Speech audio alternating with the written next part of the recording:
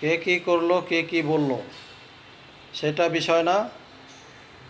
আমি করছি কি না এবং আমি পারবো কি না, আমি কোন রাস্তায় হাঁটছি, কী করছি, কোথায় যাচ্ছি, কার সাথে মিশছি, কার সাথে মিশছি। আমি যদি একজন ব্যবসায়ীর সাথে চলতে পারি, তো আশা করা যায় আমি বিজনেসম্যান হব।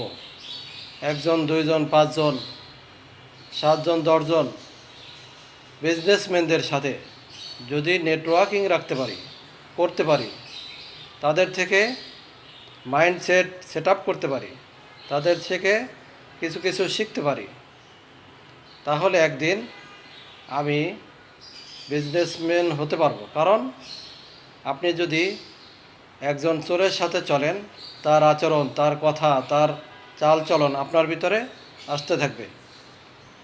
আর আপনি যদি একজন বিজনেসম্যানের সাথে এরকমভাবে সকাল বিকাল দুপুর, অথবা একজন হোক, দুজন হোক, পাঁচজন হোক, বিজনেসম্যান যারা আছে তাদের সাথে কথা বলেন, নেটওয়ার্কিং করেন, তাহলে আপনি একসময় তাদের মাইন্ডসেট এর মতো হতে পারবেন।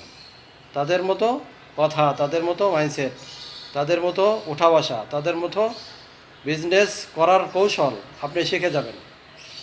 তাহলে আপনার কোনটা দরকার? এজন্য বলা হয়েছে আপনি যদি 10জন ভালো মানুষের সাথে থাকেন তাহলে ভালো হওয়ার সম্ভাবনাই বেশি। আর আপনি যদি 10জন খারাপ মানুষের সাথে থাকেন তাহলে আপনার খারাপ হওয়ার সম্ভাবনাই বেশি। সে কারণেই বলা হয় সৎসঙ্গে স্বর্গবাস, অসৎসঙ্গে সর্বনাশ।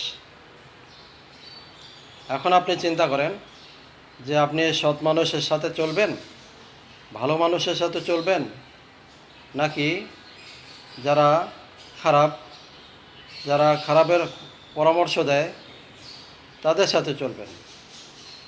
এজন্যই আমি আশা করব আমরা যারা আছি সকলেই সৎ লোকের সাথে চলব, সৎ কাজ করব, ভালো কাজ করব, ভালো কাজের উপদেশ করব।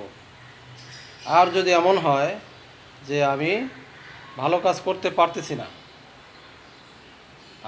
আমার দ্বারা ভালো কাজ করা সম্ভব না, কিন্তু তারপরও এই নিয়ত রাখব যে আমি ভালো কাজ পারি আর না পারি, আমি কখনো কারো ক্ষতি করব না, আমার জানা সত্ত্বে কারো দোষ ত্রুটি গাইব না।